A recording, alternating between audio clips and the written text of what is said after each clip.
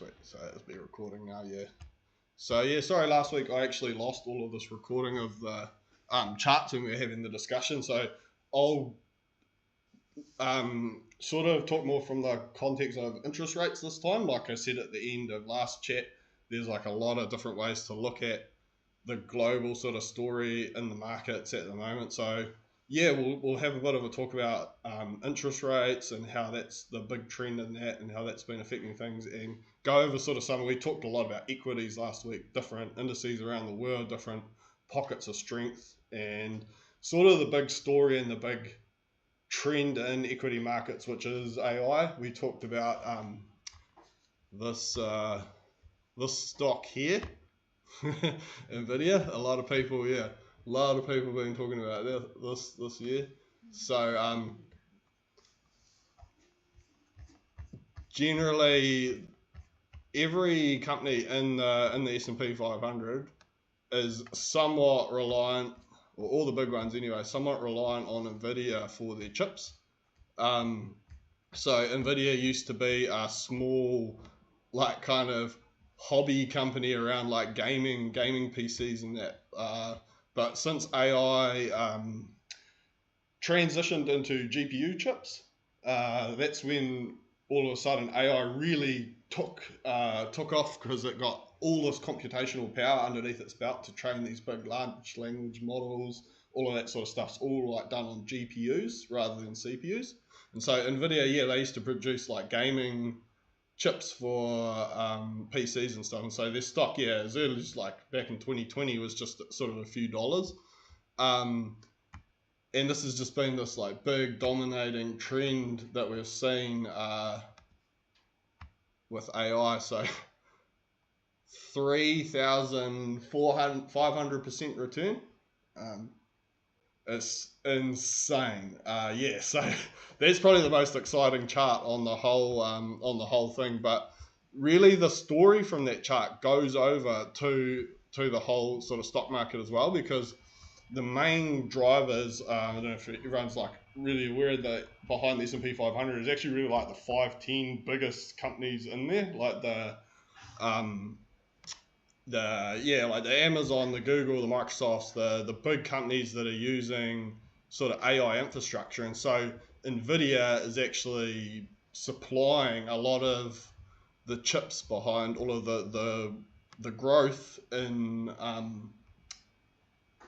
like productivity, capacity, and everything that is priced into the earnings of the S&P 500. So from the dip in March 2020, that's just after the COVID crash, the S&P 500's done 60%, so not as exciting as Nvidia, obviously, but still over sort of 3-4 years, that's a pretty decent average return. It's down a little bit at the moment, but it's not just the US that's had a really, really strong equity market too. Like last week we talked about India, which has really boomed over that same time as the S&P 500. So if we take a look here, see what percentage return. Yeah, so the Indian stock market's done even more over that time. It's really, really, really impressive. But a lot of people are sort of cautious at the valuation levels now. It's like whether you could jump into this and still sort of reasonably expect it to keep going up, because yeah, it's ripping. Not sure the elections they had was like back in March or May or something. It seems that seems to have been positive though. So I think Modi's like pro-business sort of prime minister, and they like the markets like sort of what he's done. So yeah, it seemed to rally a big time after there. Yeah, there's lots of other big, like, famous businessmen in India who are like connected to. It's like Adani. That's one of the guys. It's like some of their stocks did similarly well, but if you look, like the index was sort of the best. Like I actually googled a bunch of those companies last night. I was just having a nosy, and none of them actually managed to beat the Indian stock market index. So it's one of those things with investing, like we're always interested in individual stocks because you never know when like another Nvidia could come along and you could get this kind of crazy return. But generally, the smartest bet is just the index, because like, yeah, did so well in India and the US one too. So normally I'm like steering Kiwis to be sort of a bit more like globally invested, and so you have some of your forex, like some of your wealth in another currency like US dollar or something like that. So that's why I generally sort of talk about S&P 500 a lot. And because of this AI story, also, like I said before, I'm like a computer programmer a little bit myself, so I'm a little bit bought into the AI story and seeing that it's going to keep going, because yeah, ChatGPT, that sort of stuff, we were talking about that before too, everyone sort of uses it now, and it's really changing things up. So yeah, as I said, the other way we'll try to take an even longer term perspective. Now I think you can jump on monthly, try that. So on TradingView with the free one, like the data doesn't go back super far. You can use other things too, like Yahoo Finance. I got this up here.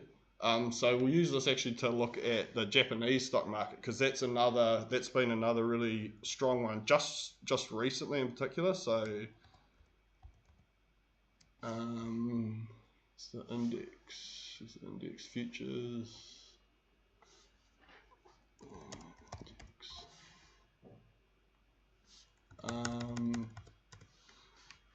Yeah, the futures, like if you're looking for price data, futures don't normally ever have as much history. So you see that's futures, ETF. So try find the index normally, like that'll have like the most price history if you're looking for like historic data.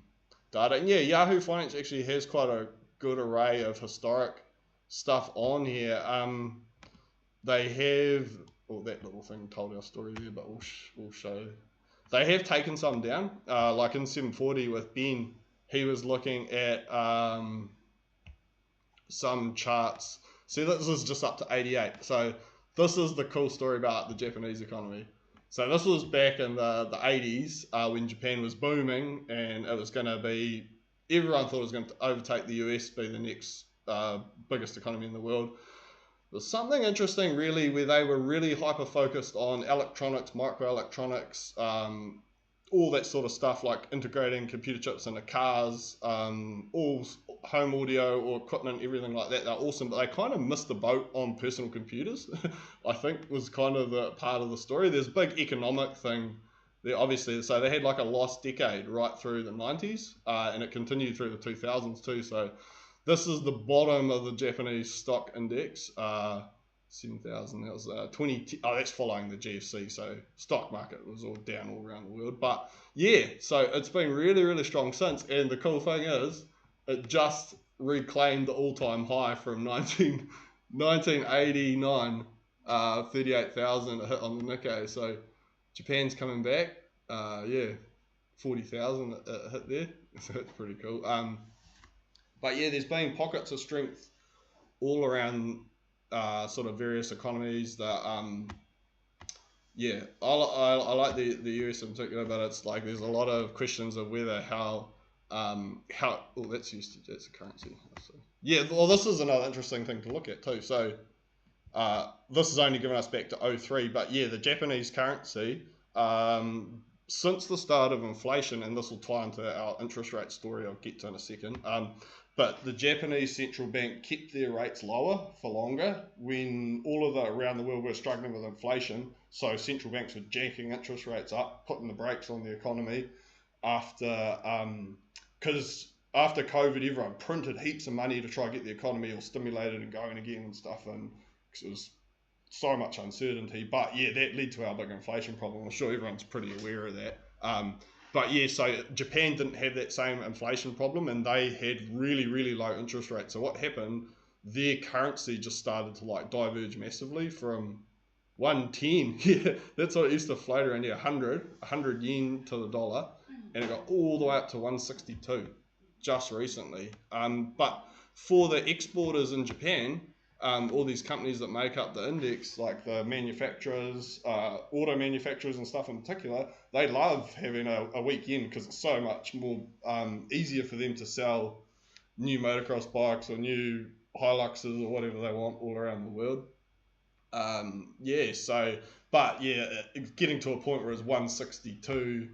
It's actually come down 1,000 pips. It's 152 at the moment, but when it gets real out of control, like they still have to import all the energy. I know in Japan, like they don't have any oil fields and stuff there, so, and probably a lot of food. Imagine they import a lot of stuff there. So the fact it's come back down. Remember, we're looking at monthly too here, so yeah, it's come down just this huge amount in the over July. So yeah, that's been good for Japan, but not so good for momentum traders like me, unfortunately. But yeah, anyway, we'll get back to the interest rate story, which is probably like the biggest defining sort of factor in, I would argue, sort of in investing. Apart from that story, as I was saying, with equity markets being really strong, over the last couple of decades, we talked about this, I think maybe just at the end last week. You can already see the story basically. So from the 90s, that's the big 87 market crash. From the 90s, interest rates were just slowly coming down. Steadily coming down over time. So what happened to, like if you have a 50-50 bond and equity portfolio, is that the bond part of the portfolio over this period, all the way from the early 90s right up until 2020, like just recently, naturally appreciated in value as interest rates fell, because essentially bonds are sort of like the opposite play on interest rates. Like if you buy a bond now and rates go down, your bond will go up in value, and vice versa. So what happened essentially, as rates steadily went down, people were buying in still, but it's still, because it was steadily going down, it did really well. But we hit this really interesting point just after the COVID market crash, where rates, they kept them low for a little while, as I was saying, because everyone was really scared about what's going to happen with things. But then once we, in the States in particular, the Federal Reserve realised that inflation was starting to tick up, that's when they started to aggressively hike rates. And so the story over the previous period since COVID has been tightening interest rates, rising interest rates, to the point now sort of where most people think they've maxed out and they probably won't go any higher. So we saw the yield on the 10-year come all the way up to nearly 5%. This is long dated 10-year or 10-year dated US Treasury bonds that we're looking at here, but just that's a really good proxy on interest rates. So what most people sort of think will happen from now is that interest rates will start to come back down, because inflation is pretty well dead. It seems anyway, at least like from a lot of the news that I've been seeing, apart from in certain pockets around the world. I think Russia's still experiencing crazy inflation, but that's for obvious other reasons. So the idea is essentially that at the moment there's a bit of a unique opportunity in rates being higher than they have been for the last, since 07. So nearly 20 years, rates are sort of back up to those all-time levels. So for people looking to set up a 50-50 investment portfolio now, there's actually a reasonably attractive sort of opportunity in the bonds, in that the rates will likely continue to go down over time, and especially if there's any trouble with the market. So the main reason I think that the Federal Reserve has been so slow to start to cut rates again, give us a bit of slack, like anyone that's borrowing money or has any debt or anything like that really wants rates to come down. But the stock market has just been almost too strong. I think the Federal Reserve is worried that if they cut interest rates, asset prices will just jump and keep going. Like, it may not necessarily stir inflation, but it might just lead into another massive asset bubble, essentially, where everyone jumps into real estate, everyone jumps into stocks, everyone crypto. It's like, yeah, we've seen Bitcoin too. This is another thing. So the Federal Reserve's seeing this like exuberance in the market, like people buying Bitcoin, this made up thing that's like, oh, so yeah, it's sort of made up. No real obvious value other than it's what people say or think it is, like, because it doesn't have any underlying earnings or dividends or anything like a stock or a coupon like a bond or anything. It's just it's kind of like closest to gold, basically, where gold doesn't really yield you anything, but people hold it for this diversification kind of thing. Like that's really, yeah. So I'm not super bullish on Bitcoin because I could see it just as easily dropping again. And it's so volatile, but it's another example of this exuberance kind of in all of the money printing that's gone on.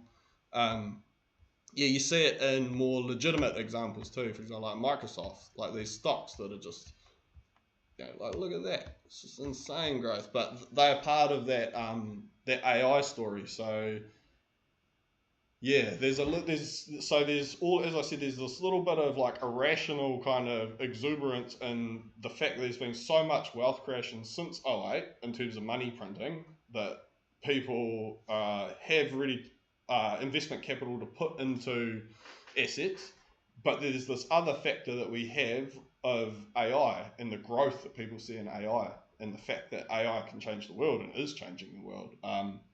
So those are the two kind of balancing narratives that I see in the market at the moment, that there is this positive AI story, exciting AI story about the future, lots of potential earnings coming from that as these companies integrate it more into their business operations, reduce costs, that's more earnings. So that's the positive story. The balancing sort of story is look at all of these areas where lots of money is being spent, and I don't know, you could kind of see that as positive in some regards too. If you're an investor, you want to see exuberance in the markets, you want to see other people sort of, like let's go.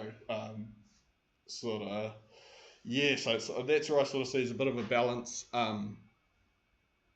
And yeah, but potentially with that interest rate story, it does present good opportunities at the moment. For people to set up that 50-50 portfolio, because what will happen when these stocks have a bit of a scare next time, when the economy has a bit of a hit and people get a fright, the Federal Reserve will cut rates again, and so, or will hurry up cutting rates, because this year basically everyone's been waiting all year. They were going to do it in June, and then it got pushed off. Now they're thinking maybe again in September, but who knows, that might get pushed off. So the Federal Reserve's just like keeping the brakes hard on in the economy, and hoping that properly stamps inflation out, because inflation's like a really bad problem. It's like the worst thing that can happen in economics, basically. So they're really worried about getting rid of it completely. And the markets have been strong, so I don't think they've felt compelled to cut them. So it does present this little bit of opportunity now, because in the future they will need to cut them if anything scary happens, and they will just need to back it off over time, essentially. So your bonds are going to do well through that. The only tail risk for that is inflation coming back, and rates going to 10% or something, like crazy like that, which we certainly hope they don't. So that's like a pretty big picture idea from just these charts and stuff. Does anyone have like any like stocks or sectors or like anything that you're interested in that we can talk about? Because it's cool to follow things, like we'll look at it, and then like next week, and any cool stocks or anything. I just like been looking at Reddit since it IPO'd. I thought that was pretty cool. It IPO'd at the same time as Trump stock, and it's Trump stock stayed at his IPO. It didn't do hardly anything. It popped off, and then there was that big pop on the assassination thing too. That was crazy. Popped like 85% or something on the open, but it hasn't gone anywhere. Reddit, like I watched that too because that was the same time. That's up 100% from its IPO nearly, so that's awesome. What was Yeah, what's that dude? Is it Adani? Like that guy who's hooked up with like Modi Enterprises. Yeah, let's have a look at There's Adani and Ambani. Amani. That's the other. He's what's the Reliance. Reliance? That's the name. Yeah. I was trying to think of that. Reliance. So this guy has got political connections, eh? Yeah. Like, yeah, I've got to delete. So that's the bit of the drawdown with the free version of Trading Views. You can have 30 tickers on the thing, but then you just delete them. So, Reliance. So this has been very successful, very, very successful.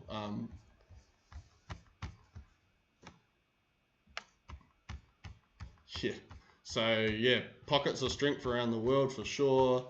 India is one of them, and so let's look from the bottom. That's massive, eh? So this is the bottom of 08 2020 when all stocks are down. Yeah, his 280. So he actually beat the Indian stock index slightly. Is it 288? What's this one? Because generally, like I was saying, like individual stocks are just, there's more opportunity, but it's more risky too. So what's a little bit beat the Indian stock market.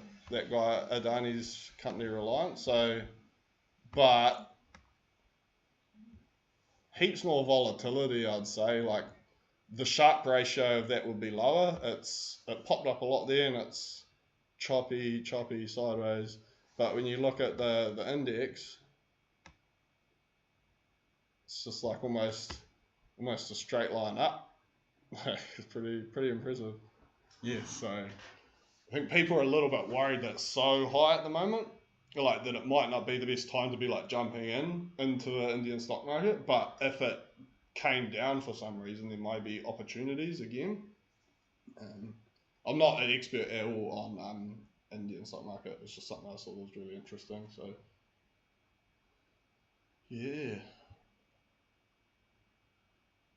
But yeah, Japan's been doing pretty well too. So awesome, Mike.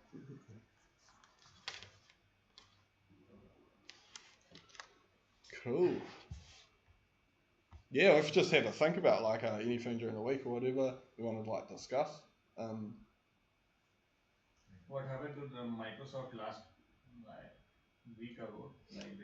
So the whole S&P took a bit of a hit last week. It was because it was at 3,700. I don't know if it's anything particular to Microsoft, but you see, daily. Yeah, it got up to 57. Oh shit, was in then. What's that? 57, 54. So yeah, I think. What do I do there?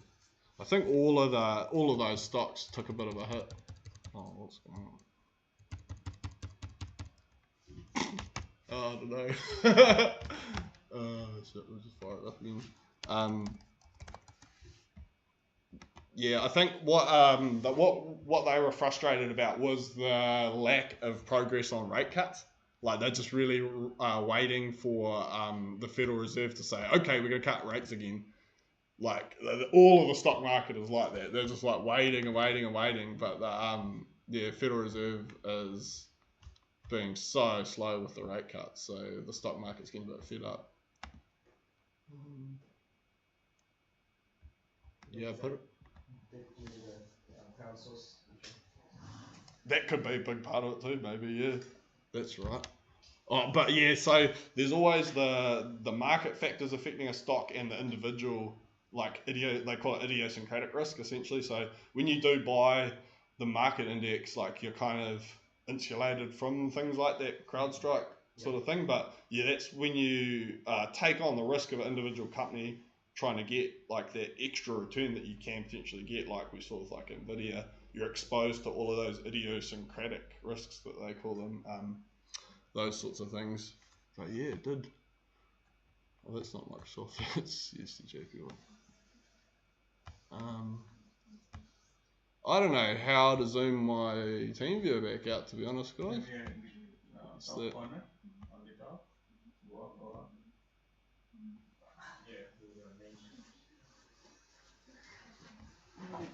Use this one. Oh, yeah. Shit. Yeah, we've lost our the side panel. I got rid of our list. Is it?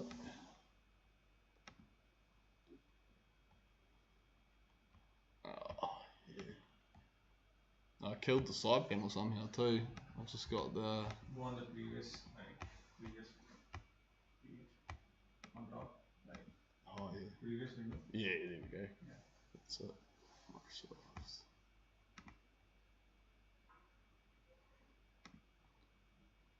Yeah, there was a big outage. I don't think Massey got too affected by any of that, but wow, yeah. So it came down from. Let's have a look. Yeah, yeah. Because I think the time difference saved New Zealand. Oh, really? Gave the IT people like extra 12 hours? Were out by the time sunrise here, so. Oh, that's nice. Yeah, lucky you.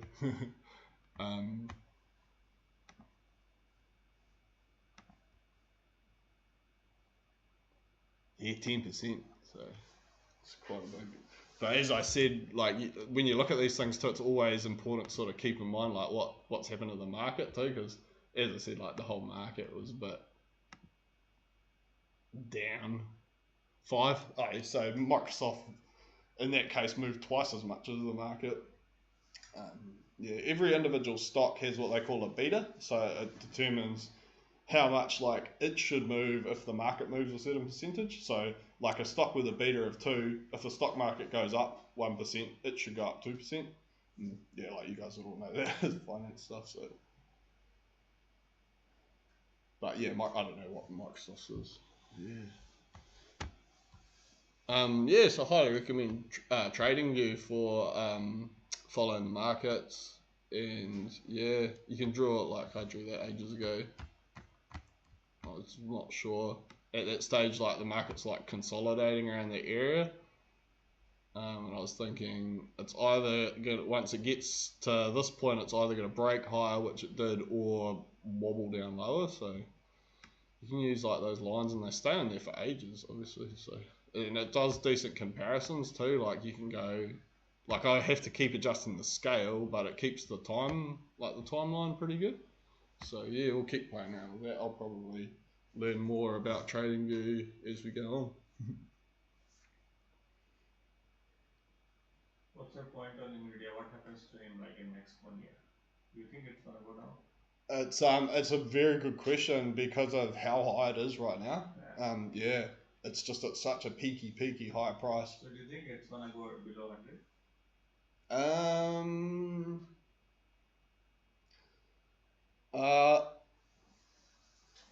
It depends. Like if there's something else in the economy that slows the whole economy down a little bit. Say if yeah, I don't know. I think the whole economy is really relying on the elections in the US at the moment too. Yeah. Like before anything makes any direction on which way it's going to go. Like if everything, yeah, if I don't know.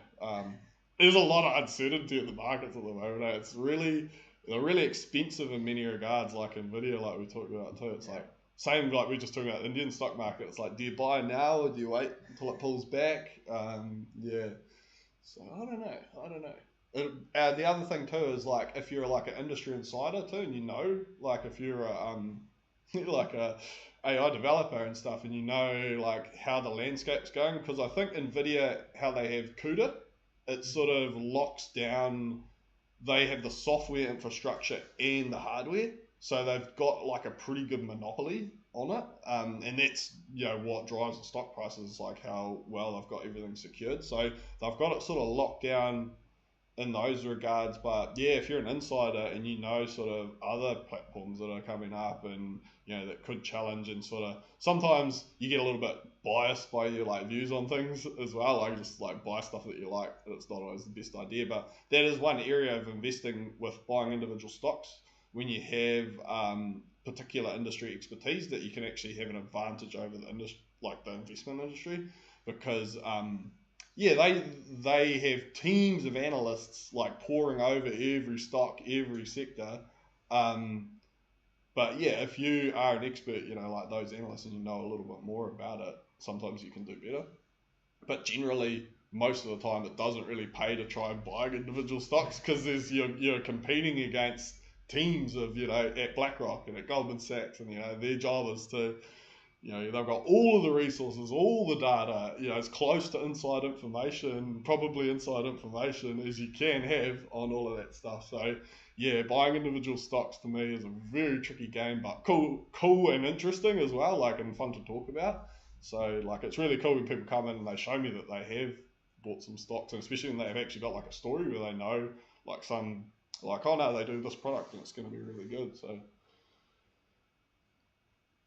how many of you have Sharesies or some app like that, an investment app? I had back in India. Yeah. What's it called in India? It's because India is booming right now, so it has a lot of apps, so you can just trade in and trade out. ShareEasy is here, right? Yeah, Sharesies, Stake, Hatch. Yeah. Those are apps that we have here, but in the States, Robinhood is India has 20-25 apps. Yeah. So you just go and buy, they give freebies, just sign up, you will get free stock. So people just that's cool. Yeah. And just go on with that. That's awesome. I think there's one which is very famous. It's called Zerodha. Zerodha. Yeah.